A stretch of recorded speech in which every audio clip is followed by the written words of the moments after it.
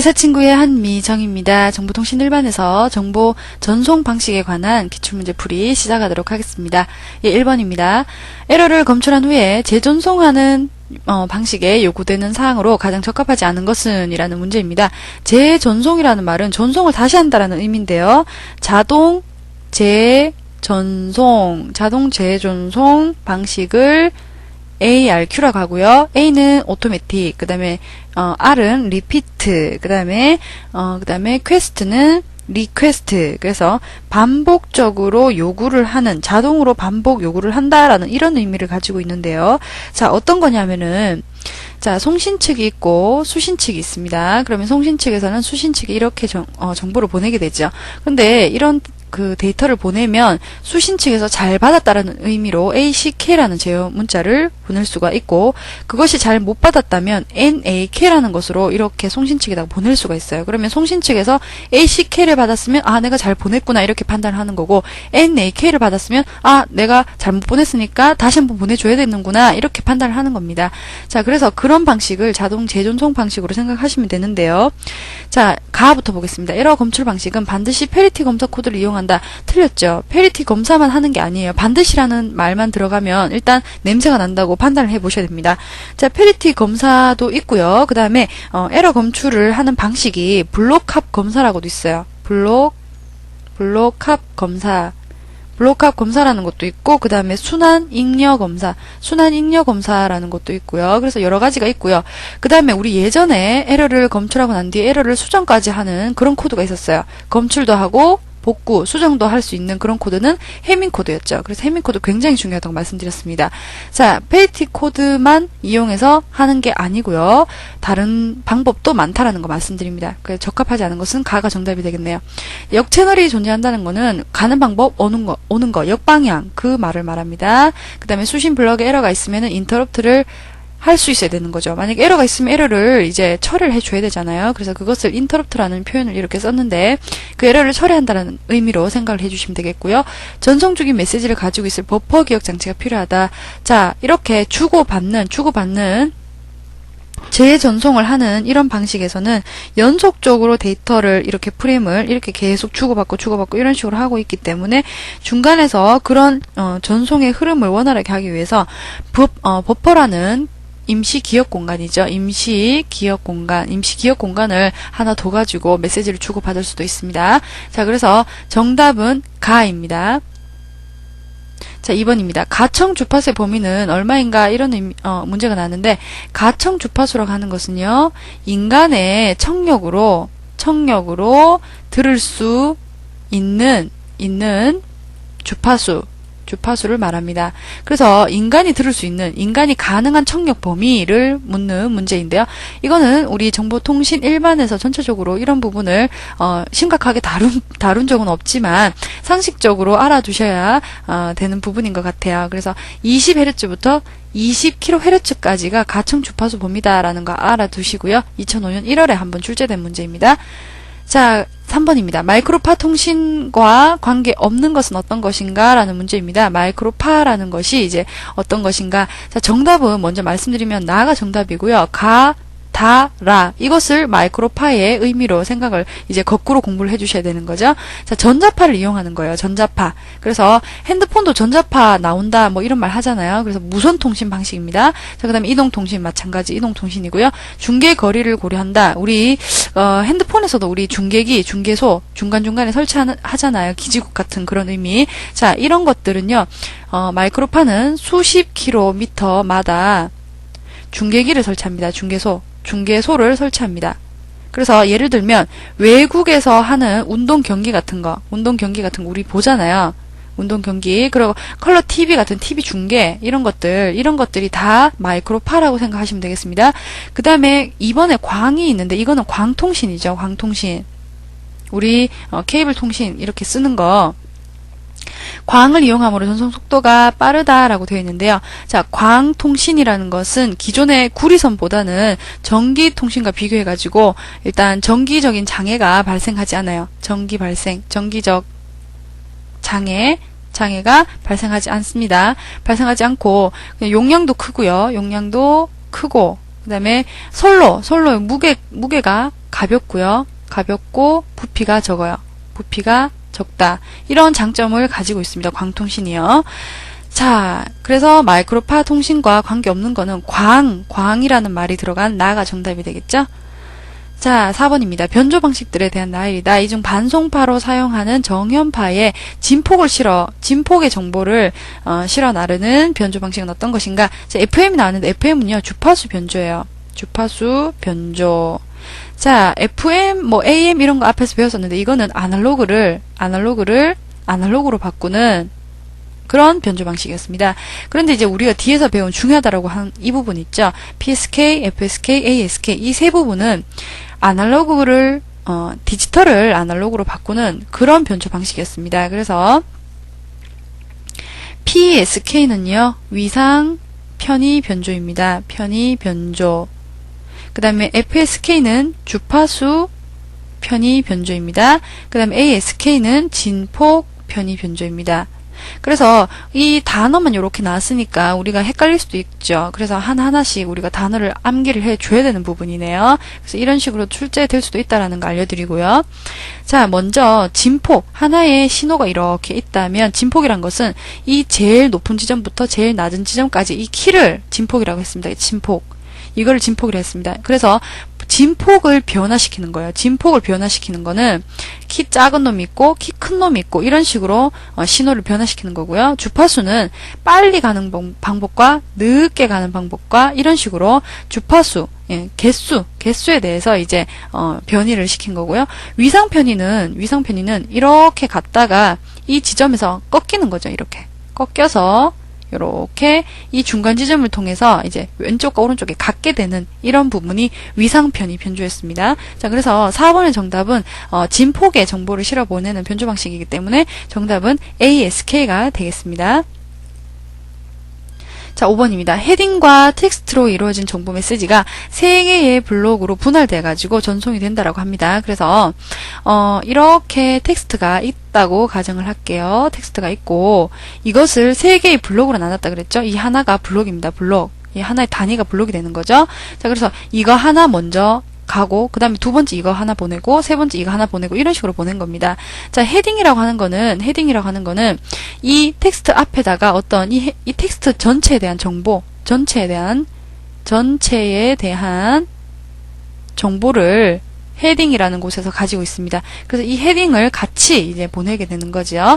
자, 그래서 3개로 분할돼가지고 전송이 되는데, 최종 블록에 들어가는 전송 캐릭터를 묻고 있습니다. 최종 블록은 제일 마지막에 보내지는 3번 블록이 되겠죠. 자, ETB라는 제어 문자가 나왔는데, ETB부터 보겠습니다. 이거는 End of Transmission 블록이라 해가지고, 전송 블록 의 종료를 말합니다. 블록이 끝났다를 말을 하는 건데, 자, ETB라는 것과 블록의 종료를 말하는 거거든요. 블록의 종료. 그래서 블록마다 종료를 해주는 ETB라는 것이 있고, 그 다음에 ETX, 이 두 개를 이제 잘 구분해 주셔야 되는데, 이거는요, end of text예요. 그래서 텍스트 전체에 대한 종료를 나타내는 거기 때문에, 전체 텍스트 의 종료를 나타내는 문자입니다. 그래서 세 번째 들어가는 전송 제어 문자를 말하고 있으니까 ETX를 말하는 겁니다. End of text.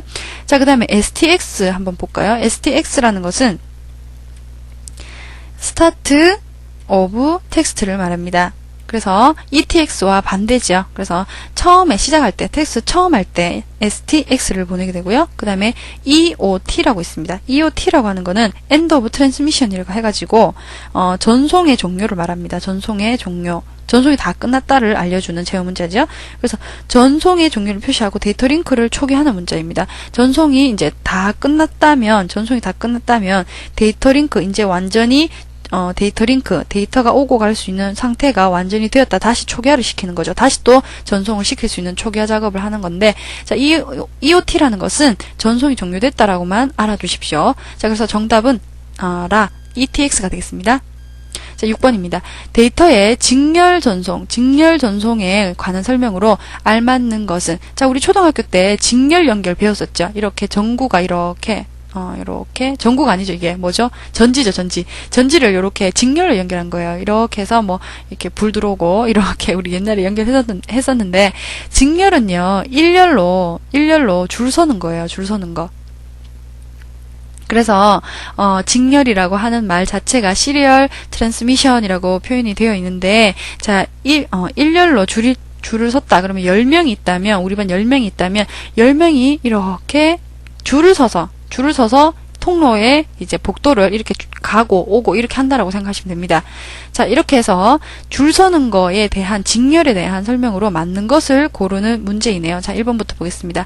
다채널, 여러 가지 채널로 구성되어 있다라는 얘기는 통신에 대한 그런 길이 여러 가지가 있다는 얘기예요. 그래서 다채널이라는 얘기는 이렇게 가는 방식도 있고, 이렇게 가는 방식도 있고, 이렇게 가는 길도 있고, 이렇게 하나의 전체적인 그 대역폭에서 채널이 여러 개가 있다는 얘기는 동시에 이 채널을 이용할 수 있다는 얘기거든요. 그래서 다채널이 구성되어 있다라는 거는 병렬을 말합니다. 병렬은 동시에 가는 거거든요. 동시에. 그래서 다채널을 동시에 전송시킬 수 있는 병렬 전송을 말하고 있습니다. 자, 그 다음에 데이터 신호를 하나의 회선으로 이용하여 순차적으로 전송한다. 이게 정답이죠. 순차적으로. 줄 서서 가니까 순차적으로 가게 되는 겁니다. 자, 그 다음에 부호의 단위수만큼 통신로를 사용해서, 이게 마찬가지 병렬 통신이죠. 이렇게 하나 이렇게 각각을 이제 이용을 하는 거고, 그 다음에 정보 처리 장치에서 1문자 또는 1바이트 단위로 처리를 한다. 자, 한 문자 또는 한 바이트 처리로, 한 단위로 처리를 한다라고 하는데, 지금 이렇게 하나씩 이렇게 보내는 이런 상황에서는 조금 이렇게 불가능하겠죠. 그래서 정답은, 설명으로 맞는 것은 하나의 회선을 사용한다라는 거, 순차적으로 전송한다라는 거, 가장 적합한 설명이 나였습니다. 자, 7번입니다. 자, 국제전기통신부호 제5호 ITU-T 넘버 5로 채택을 해가지고 데이터 통신용 전송 부호로 이용되고 있는 부호는 어떤 것인가? 자, 데이터 통신용이 나오면 무조건 ASCII입니다. 정답은. 자, 데이터 통신용이라는 말이 나오면 아스키 코드라고 아스키 부호라고 생각을 해주시면 되고요. 지금 여기서 뭐 ITU-T 넘버 5까지 외우시고 이렇게 하실 필요 없습니다. 데이터 통신용 전송 부호가 어떤 것인가 이렇게만 외워두세요. 2004년 4월입니다. 자, 8번 문제입니다. 데이터 통신에서 교환기와의 회선 접촉 불량, 회선이 이제 교환기하고 연결이 제대로 안 된 걸 말하는 거죠. 접촉 불량. 그래서 접촉이 제대로 되지 않았는 거에 의해서 생기는 잡음은 어떤 것인가 라는 문제입니다. 자, 이 문제는요, 2번이나 출제가 됐었는데, 자, 이런 것은 어떤 거냐면, 외국은 우리가 중간에서 거짓으로 이제 가게 되는 거고요. 감쇄는 신호가 쇠퇴하는 거죠. 쇠퇴하는 거. 근데 이제 충격성 잡음이라고 하는 것이 있는데, 이것이 정답인데요. 자, 이것이 정답인데, 순간적으로 일어나는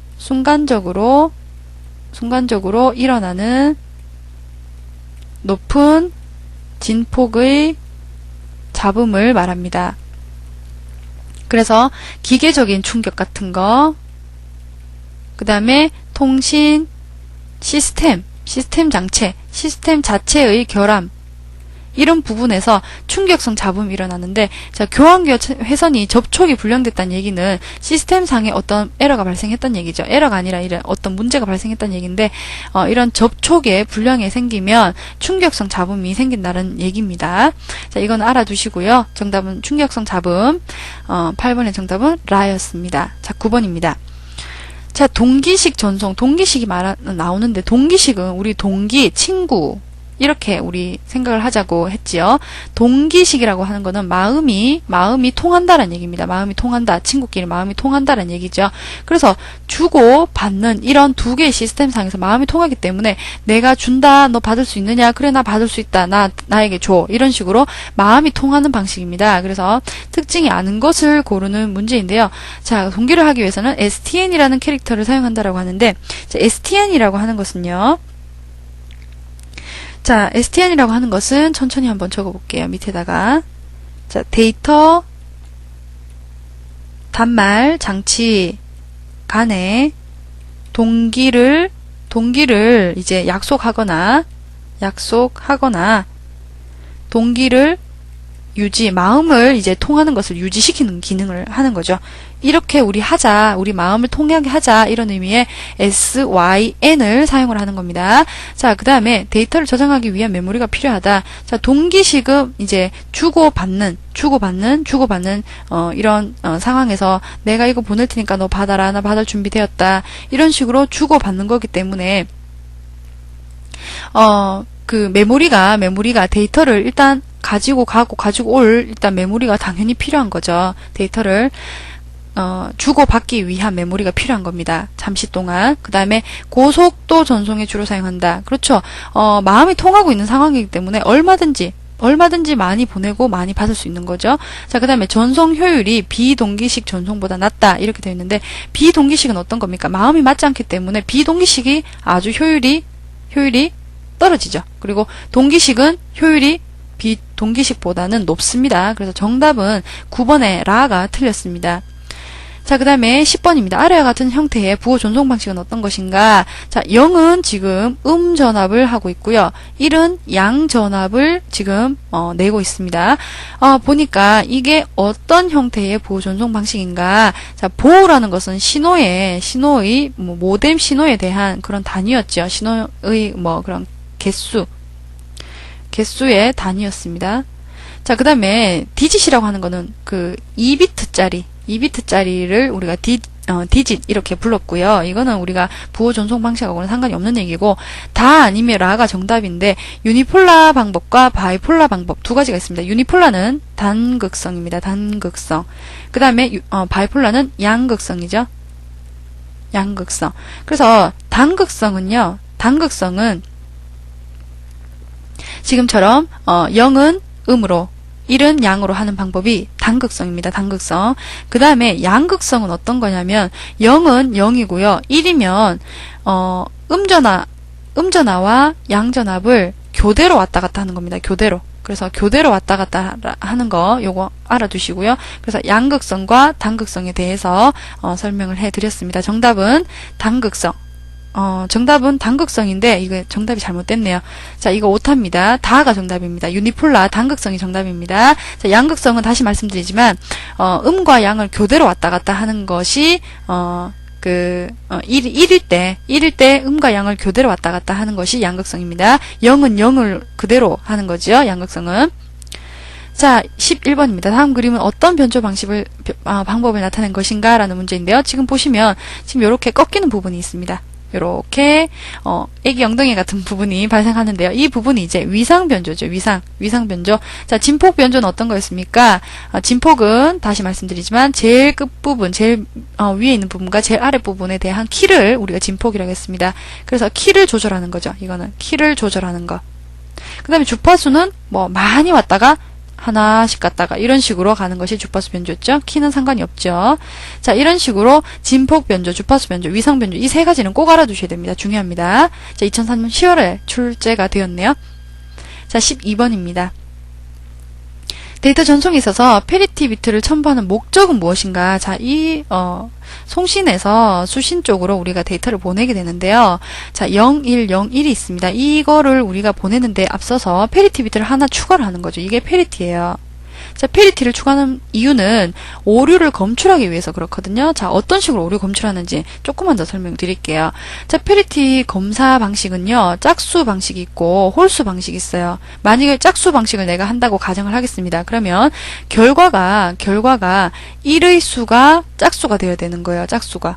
1의 수가 짝수가 되어야 되는 거예요. 그러면 지금 수신 쪽에서 1의 수가 지금 하나, 두 개잖아요. 그러면 2개면 짝수잖아요. 짝수니까 이 페리티가 0이어야 전체 1의 수가 2개니까 짝수가 되겠죠.